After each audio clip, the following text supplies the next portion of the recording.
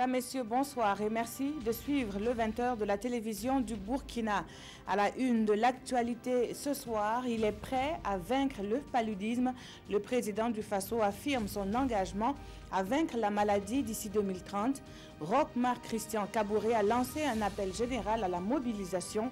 Nous reviendrons sur le contenu de son message, mais aussi sur les chantiers du moment en matière de lutte contre le palu avec le ministre de la Santé. Il est l'invité de ce journal. Il faut sauver le lac d'Em. La retenue d'eau qui fait la fierté de la région du Centre-Nord se détériore au fil des années. Nous retrouverons le ministre en charge de l'eau sur les rives de ce lac avec un plan de restauration et de protection. Placé en garde à vue ce mardi, Vincent Bolloré a été déféré ce mercredi devant les juges d'instruction. Le milliardaire breton est soupçonné de corruption concernant les activités portuaires du groupe Bolloré sur le continent africain, notamment au Togo et en Guinée. Bienvenue à tous. Ce 25 avril marque la journée mondiale de lutte contre le paludisme. Première cause de consultation au Burkina Faso, la maladie sévit tout au long de l'année. Le président du Faso s'engage avec le gouvernement à éradiquer le paludisme d'ici à 2030. Pour ce faire, il lance un appel à la mobilisation. Urbain Bédito Sommet et Sanoua Christine Koulibaly. Prêt à vaincre le paludisme au Burkina Faso d'ici à 2030, le gouvernement burkinabé, avec à sa tête le chef de l'État, est en ordre de bataille. Une bataille qui, au-delà de l'ambition politique affichée, nécessite une mobilisation de l'ensemble des composantes de la société. C'est pourquoi je voudrais lancer un appel aussi bien, je dirais, au personnel de santé, aussi bien au peuple burkinabé de façon générale, parce que nous pensons que si nous conjuguons nos efforts aussi bien dans la prévention que dans le curatif, nous pourrons d'ici 2030 vaincre le paludisme. Et ce, d'autant plus que sur le front de la lutte contre la maladie, des acquis ont été engrangés. Selon les statistiques, ce sont les enfants de moins de 5 ans qui paient le plus lourd tribut, justement, dans le cadre de cette maladie. Et je voulais dire que de façon globale, grâce aux efforts qui ont été consentis également par le gouvernement, nous pouvons dire que c'est une maladie qui a reculé de près de 50%. Une nouvelle qui devrait galvaniser davantage les acteurs de la lutte contre le paludisme au Burkina Faso. Des acteurs qui se sont justement retrouvés ce jour pour célébrer les succès, relever les défis et mobiliser plus de financement. Cette journée revêt une triple importance. C'est à Cambouensin, dans l'arrondissement 9 de la capitale, que cette journée a été commémorée par les acteurs. Adama Guiti et Nathalie Sawadogo nous font le point. Au Burkina Faso, une personne sur deux fait le paludisme. Pour l'année 2016, ce sont près de 10 millions de nouveaux cas qui ont été enregistrés et plus de 4000 décès. Un tableau peu reluisant qui interpelle plus d'un. C'est pourquoi le gouvernement, avec l'ensemble de ses partenaires, s'engage aux côtés de la population pour lutter contre ce fléau. L'objectif visé, éradiquer le paludisme d'ici à 2030. Et pour cela, il y a des mesures à suivre. C'est dormir et faire dormir les membres de la famille, surtout les enfants, toutes les nuits, sous moustiquaires imprégnés d'insecticides, à longue durée d'action. Nous allons faire, grâce à nos partenaires techniques et financiers, et on vous a dit, ceux qui sont venus parler de milliards, nous allons faire la distribution gratuite des moustiquaires l'année prochaine. Deuxième mesure, respecter le calendrier des pesées chez les femmes enceintes et prendre gratuitement les médicaments appropriés à cet effet durant toute la grossesse. Troisième mesure, protéger les enfants de 3 mois à 59 mois pendant la saison pluvieuse à travers la prévention, c'est ce qu'on appelle chimioprévention saisonnière. Quatrième mesure, et ça je regarde les autorités communales, promouvoir l'hygiène du milieu et assainir notre cadre de vie. Le gouvernement américain, à travers son ambassadeur, accompagne le Burkina Faso dans cette lutte. Les contribuables américains, ils ont contribué plus de 85 milliards de francs CFA dans la lutte contre le paludisme ici au Burkina Faso. Mais ce n'est pas assez. Comme disait notre ami du Fonds mondial, ce n'est pas assez. On doit continuer. Nous allons avoir plus de 14 milliards de francs CFA par an à investir dans la lutte contre le paludisme ici au Burkina Faso. La lutte contre le paludisme est multisectorielle et le Burkina Faso est prêt à vaincre le paludisme d'ici à 2030, dira le chef du département de la santé. Des séances de sensibilisation seront organisées à cet effet. À l'occasion, un concours des meilleurs districts sanitaires dans la prise en charge du paludisme a été organisé et c'est celui de Titao dans la région du Nord qui remporte le premier prix. Monsieur le ministre, bonsoir. Bonsoir, Peggy. Alors, malgré les efforts, le paludisme, on peut le dire, à la peau dure sous nos cieux. Pourtant, on peut dire que les différentes étapes sont suivies, prévenir, diagnostiquer et guérir la maladie. Qu'est-ce qui cloche au Burkina Faso? Merci de cette opportunité, à l'occasion de cette journée de célébration mondiale de la lutte contre le paludisme. Aujourd'hui, vous avez vu que l'engagement pour la lutte contre le paludisme a été au plus haut niveau de l'État. Ce qui cloche, c'est l'ampleur des interventions et l'acceptation par les bénéficiaires. Je prends un exemple. Nous avons distribué des millions de moustiquaires. Allez vérifier combien de familles acceptent de dormir sous une moustiquaire chaque nuit. Des problèmes d'acceptation de certaines technologies. Deuxièmement, il y a, par exemple, la pullulation des moustiques dans nos villes. Il y a des mesures simples. C'est avoir des caniveaux pour toutes nos routes en milieu urbain. Détruire tous les gîtes larvaires, toutes les flaques d'eau, nos puisards où sont hébergés, où vivent tous les moustiques. Il faut ce qu'on appelle l'assainissement du milieu de vie. Est-ce que les collectivités territoriales sont engagées? Est-ce que vous ne sentez pas une plus grande recrudescence du nombre de moustiques dans la ville? Et l'ensemble de ces vecteurs qui transmettent les moustiques doivent être combattus. Troisièmement, il y a la fréquentation des formations sanitaires. Nous avons rendu la gratuité, grâce à l'engagement du chef de l'État, la gratuité des soins pour les enfants de moins de 5 ans et pour les femmes enceintes. Il y a nécessité à ce qu'à chaque épisode, le réflexe doit être d'aller dans une formation sanitaire pour les soins. Ce n'est pas le cas habituellement. Et donc, il y a des interventions, mais la couverture des populations bénéficiaires est encore très limitée pour, par exemple, des défauts d'acceptation de certaines interventions. Mais est-ce qu'il y a aussi une remise en cause, justement, vous avez tantôt parlé de la distribution des moustiquaires, donc les moustiquaires imprégnés à longue durée d'action. Est-ce que ces moustiquaires-là sont vraiment arrivés aux populations qui en ont le plus besoin déjà là, et aussi la disponibilité donc des produits pour cette frange de la population concernée par la gratuité des soins? Est-ce que ces produits-là sont véritablement disponibles? Exactement. Au niveau des moustiquaires, nous avons des données fiables.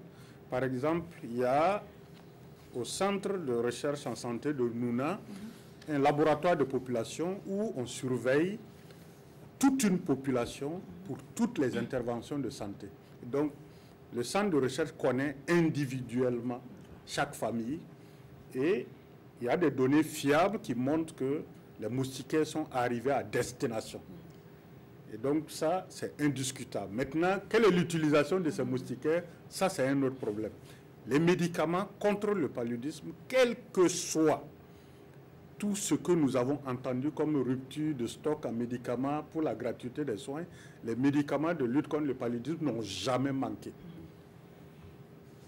D'accord. Alors, le deadline de 2030, donc dans 12 ans, est-ce que le Burkina est prêt à relever ce défi-là? Nous sommes prêts et nous sommes dans cette dynamique. Vous avez entendu tous les efforts et du Fonds mondial qui donne 60% des 85 milliards pour lutter contre le paludisme, le sida et la tuberculose. 60% de cette somme est attribuée au paludisme. Nos amis américains, à travers le programme, l'initiative du président américain pour lutter contre le paludisme, vont nous donner 14 milliards.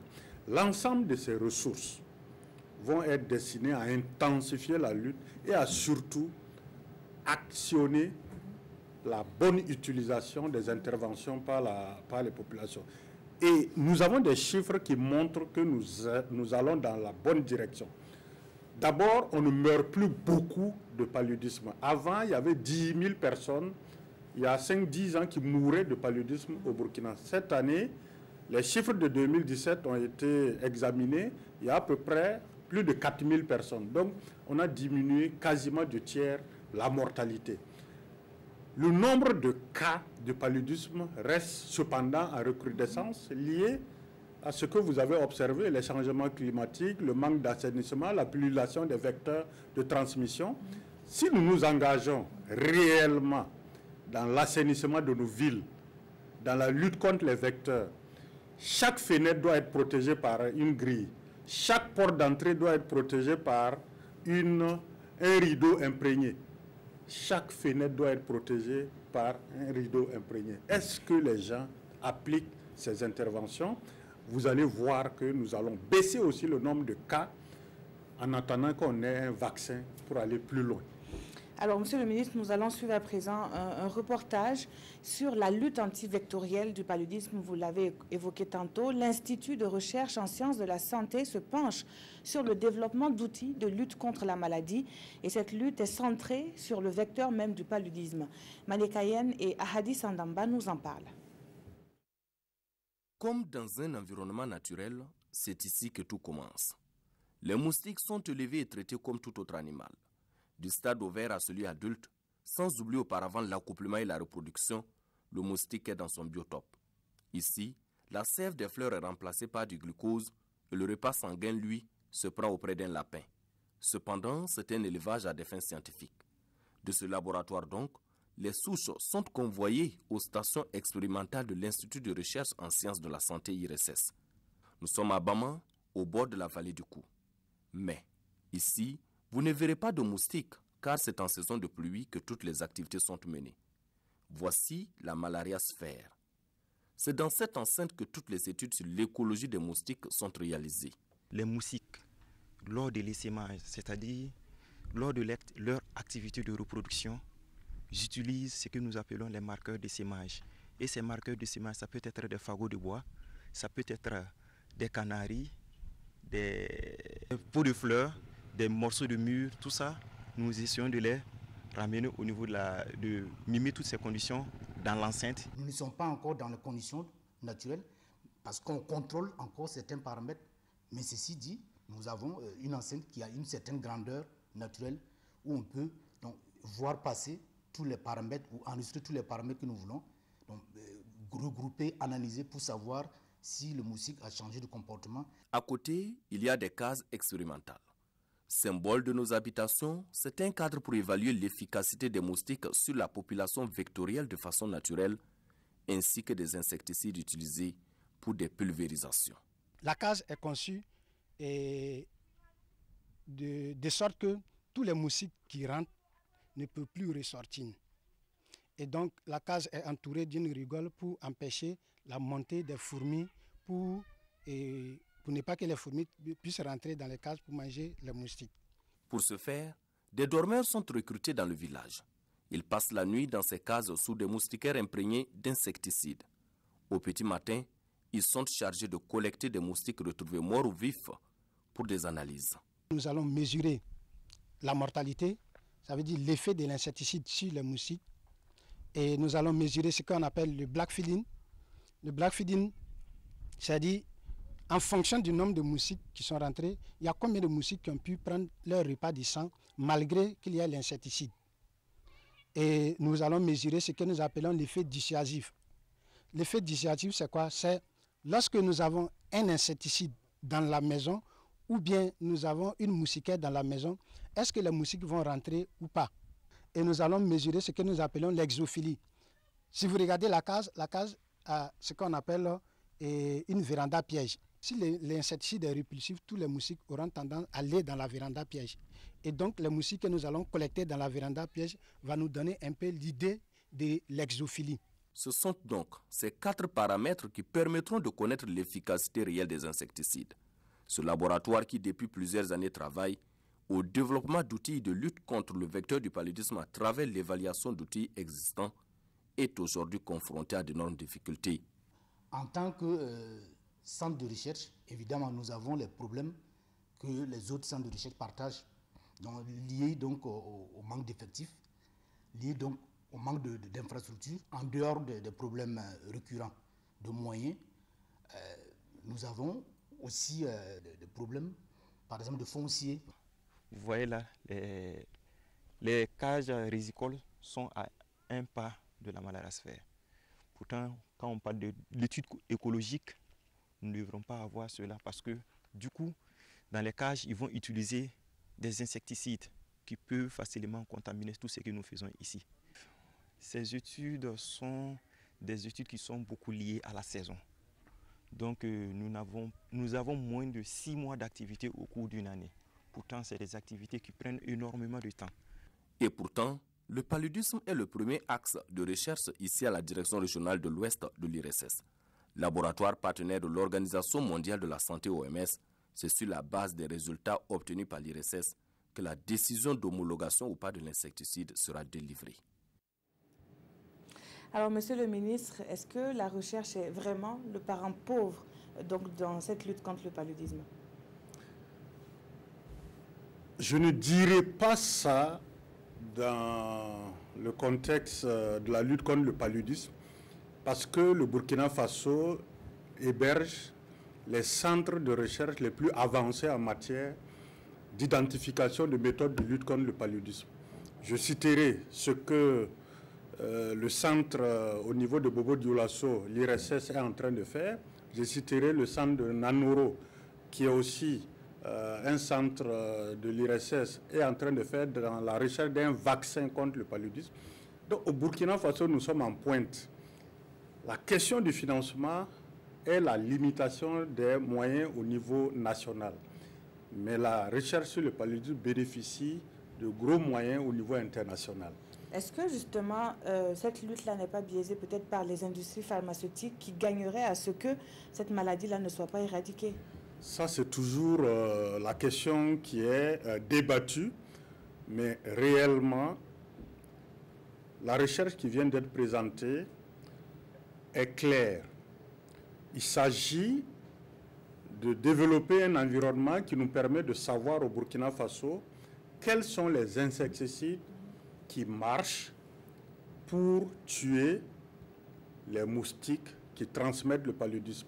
Et ce sont ces insecticides que chaque année, nous devons sélectionner pour imprégner les moustiquaires qui vont être distribués aux populations. Et là, les grands groupes, les grands fabricants se renseignent sur ce qui marche au Burkina pour pouvoir faire le travail. Et nous achetons que ce qui est imprégné d'insecticides qui fonctionnent au Burkina. Cette recherche est particulièrement pertinente pour cela. Deuxièmement, nous avons une recherche aussi qui a été présentée tantôt, qui tente à nous donner des informations sur comment limiter la capacité de transmission des moustiques. Ça, c'est des questions qui utilisent soit la génie génétique, soit les irradiations, c'est-à-dire les rayons irradiants. Et donc, l'un dans l'autre, nous sommes en des phases de recherche qui parfois peuvent poser problème, mais s'il y a des préoccupations par rapport à ça, nous pouvons développer davantage pour expliquer le sens de cette recherche. Et enfin, la recherche du Burkina est vraiment très en avance dans la recherche d'un vaccin contre le paludisme. Est-ce qu'elle va aboutir justement? On a déjà une étape claire. Nous avons démontré à Nanoro que le vaccin RTSS fonctionne à 52% pour diminuer le nombre d'enfants qui vont faire la maladie. Et donc ça, c'est déjà important. Mais nous savons qu'en matière de santé publique, pour utiliser un vaccin réellement, il faut que l'efficacité dépasse 70%. Et donc, des efforts sont en train d'être faits pour booster ce vaccin pour que ça atteigne ce seuil, ça franchisse ce seuil de 70% afin de permettre plus de résultats. Et donc, moi, je suis satisfait et j'encourage la recherche qui se fait au niveau des instituts de recherche du CNRST autour du paludisme. Et on va donc terminer sur cette satisfaction et on espère justement que cette recherche-là va bénéficier de plus de financement pour aller plus loin dans la lutte contre cette maladie. Merci. Merci beaucoup et le gouvernement s'est penché justement là-dessus aujourd'hui. Voilà, merci à vous, professeur Nicolas Méda. Vous étiez sur ce plateau donc pour parler de la lutte contre le paludisme en cette journée mondiale. Le Burkina Faso s'est engagé donc à vaincre la maladie d'ici à 2030. Et vous le disiez tantôt, l'engagement à vaincre la maladie est également exprimé au cours du Conseil des ministres ce mercredi. Des dossiers comme la situation des écoles publiques dans le Sahel et le Nord ont aussi été examinés à cette rencontre hebdomadaire de l'exécutif. Le point avec Salifou Belem et Aimé Solange Guigma. Aujourd'hui, 25 avril 2018, journée mondiale de lutte contre le paludisme, c'est l'un des sujets qui a retenu l'attention du Conseil des ministres de ce mercredi. Les efforts qui ont été fournis, le recul de 100% au niveau des taux de personnes ayant cette maladie dans notre pays et surtout l'appel à des comportements permettant de réussir la lutte. Essentiellement deux éléments forts, c'est essayer tant qu'on le peut pour les femmes enceintes et pour les enfants de moins de 5 ans de dormir sous les couvertures. Et c'est également chacun de nous, dans nos cadres de vie respectifs, d'avoir les gestes d'assainissement qui permettent donc le développement des larves à tous les niveaux. Également sur la table de ce conseil, la situation des écoles publiques dans les régions du Nord et du Sahel. Un rapport a été adopté à cet effet. Et ce rapport fait suite donc à une réunion de cabinet qui avait été tenue le jeudi dernier sous l'égide du Premier ministre sur la situation. Et à travers l'adoption de ce rapport, donc, le gouvernement permet donc justement la prise d'un certain nombre de mesures et d'actions pour favoriser donc une bonne participation des élèves des classes d'examen dans la région du Sahel et dans la région du Nord, donc aux examens qui sont programmés pour bientôt. Et aussi, donc, ce rapport donc, permet donc, de mobiliser des ressources additionnelles pour permettre donc, aux forces de défense et de sécurité de renforcer le dispositif sécuritaire dans ces deux régions, mais aussi dans la région de la Boucle du Moun et dans la région de l'Est, afin donc de permettre une réouverture progressive donc des écoles fermées dans ces différentes régions. Au compte du ministère en charge de la recherche scientifique, un dossier relatif à la politique sectorielle de la recherche et de l'innovation 2018-2027 et un autre relatif à un décret portant participation du public à la prise de décision en matière de biotechnologie ont été également examinés. C'est un véritable exemple donc, de démocratie scientifique. Il s'agit en fait d'associer les populations en termes d'information à tout ce qui est fait au niveau des biotechnologies, mais également de les concerner directement en termes de choix et de décisions à prendre. C'est véritablement un élément important. On a tous suivi un peu la polémique liée notamment aux mouches qui doivent être, aux moustiques qui doivent être utilisés pour stériliser d'autres moustiques. Et donc il est important que les populations dans chacune de nos localités soient informées et soient associées à ces process-là. 4 projets de loi seront transmis à l'Assemblée nationale pour ratification au profit du ministère des Affaires étrangères et de la coopération. C'est les amendements au statut de Rome adoptés à Kampala, en Ouganda, le 11 juin 2010. C'est l'adhésion à l'accord de coopération judiciaire entre les républiques du Mali, du Niger et du Tchad, signé à Niamey le 9 mai 2017. C'est la charte africaine des valeurs et des principes de la décentralisation et de la gouvernance locale et du développement local, adoptée à Malabo le 27 juin 2014. Et c'est le statut de l'Organisation pour le développement de la femme pour les pays membres de la coopération islamique qui a été adopté donc à Douchat en mai 2010. Le Conseil a également apporté des réponses aux questions orales relatives à la fermeture du tribunal de grande instance de Guibo et des mouvements de grève au ministère des Affaires étrangères. Restons encore à Kosiam où se dessine un partenariat avec la société allemande Siemens. Elle compte apporter au Burkina son expérience dans l'utilisation des énergies renouvelables. Son directeur général pour l'Afrique était l'hôte du président du Faso ce mercredi, le point de l'audience avec Salifou Belem et Aimé Solange Guigma. En visite chez le président du Faso, le directeur général de l'Afrique centrale, de l'Ouest et du Nord de la société allemande Siemens, André Bouffiou, s'est entretenu avec le chef de l'État en vue de mettre l'expertise de sa société au profit du développement du Burkina. Nous avons aujourd'hui abordé avec son Excellence le Président, dans le cadre des plans directeurs du Burkina, comment Siemens, société technologique, peut aider le Burkina à se développer dans l'approvisionnement énergétique, dans l'efficacité énergétique, dans le transport en général.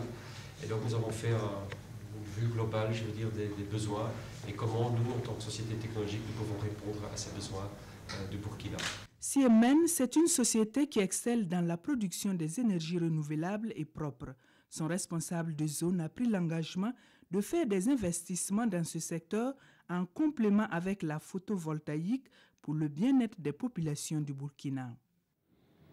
Et puis, ce communiqué du ministre de la Sécurité, il m'a été donné de constater que certains commerçants se livrent à l'importation et à la vente d'équipements destinés en principe aux forces de défense et de sécurité tels que les ceinturons, des Rangers couleur terre du Burkina, des tenues militaires et des fourreaux de pistolets de guerre sans qu'aucune précaution ne soit prise pour s'assurer que leurs clients appartiennent aux éléments de force de défense et de sécurité.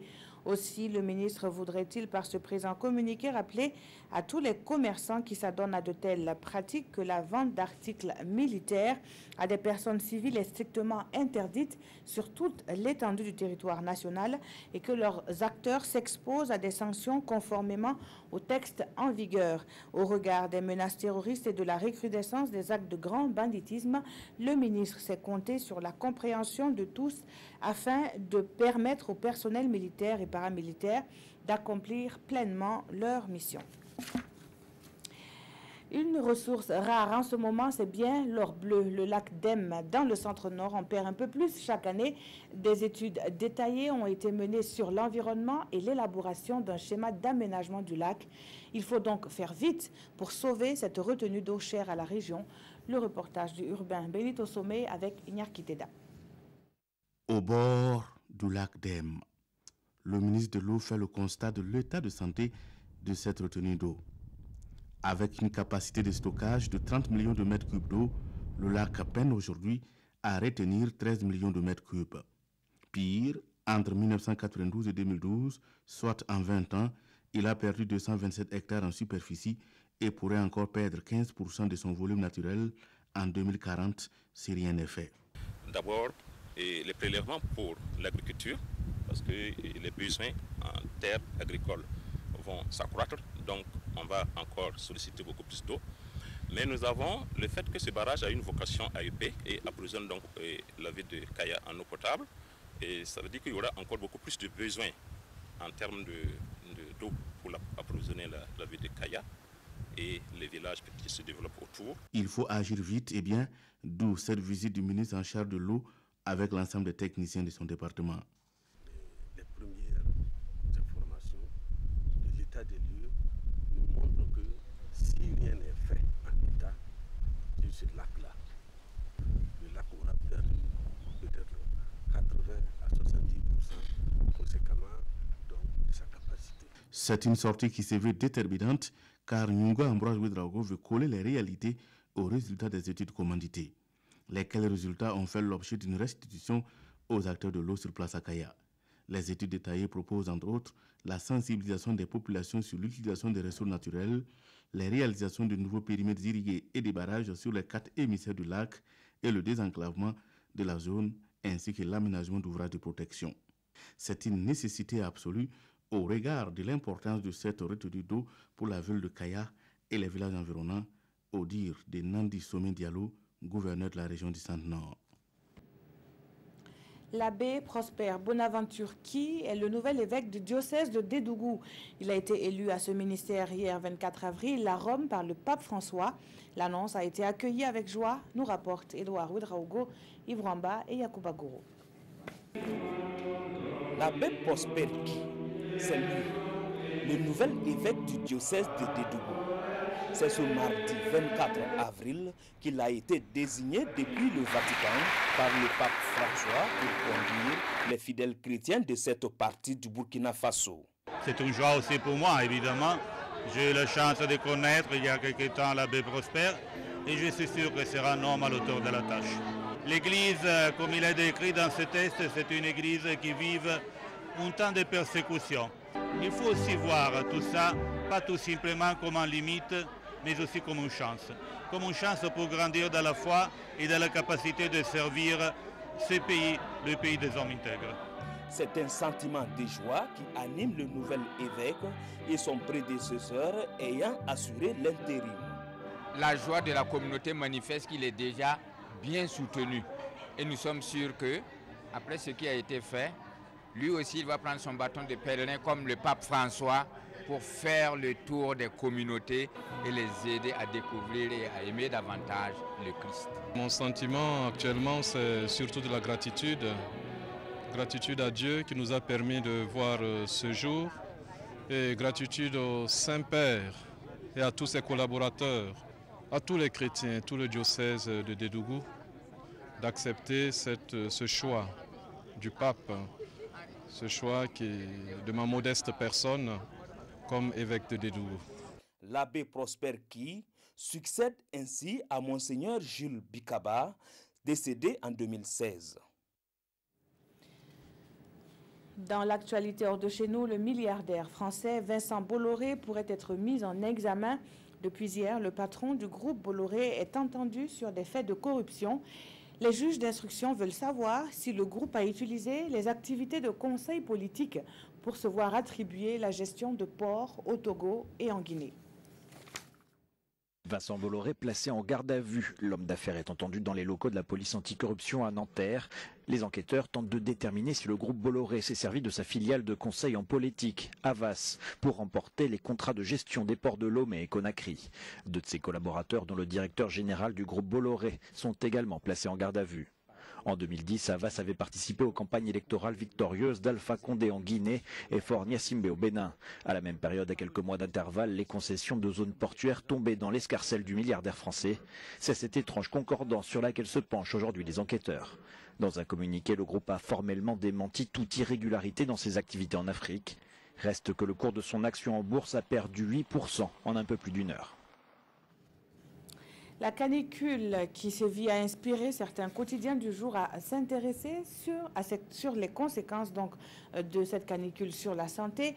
Le communiqué du ministre de la Sécurité lut tantôt, interdisant donc la vente de matériel militaire également relayé dans les journaux, lu pour nous par Abdoul Rasmane Zongo. La méningite, la varicelle, la rougeole, entre autres, attention, s'exclame le pays, qui tire le signal d'alarme. Voilà des pathologies liées à la chaleur, très intenses actuellement, et les enfants sont les plus exposés car ils courent le risque potentiel de déshydratation et en français simple de perte en eau. Alors, prenons un cours de santé, aussi sobre soit-il, mais de grande importance en conséquence dans les colonnes du journal Le Pays. Faire boire souvent l'enfant, surtout les nourrissons, donner le sein plus souvent au bébé allaité, pour le bébé nourri au biberon, offrir de l'eau entre les biberons, alléger l'habillement face au climat et varier l'alimentation. Toujours en santé, l'Obs fixe l'attention sur des plats quotidiens susceptibles de donner du cancer. Du thau, du donkounou, du riz, des sauces à base d'arachide, de sésame, de pistache, peuvent provoquer le cancer s'ils sont contaminés par des aflatoxines, des substances cancérigènes qui se développent dans les denrées alimentaires, à l'image de l'arachide, du sésame, du maïs et les spéculations oléagineuses.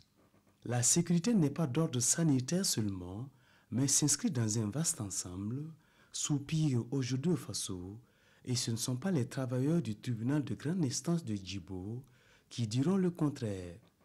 Dans cette partie nord du Burkina, la sécurité est en insécurité et les travailleurs du TGI ont donc fait leur valise pour raison d'insécurité ambiante.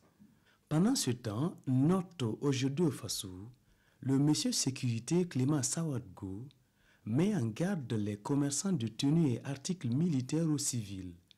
La vente est interdite et punie par la loi. Merci d'avoir suivi ce journal qui s'achève. Très bonne soirée sur la télévision du Burkina.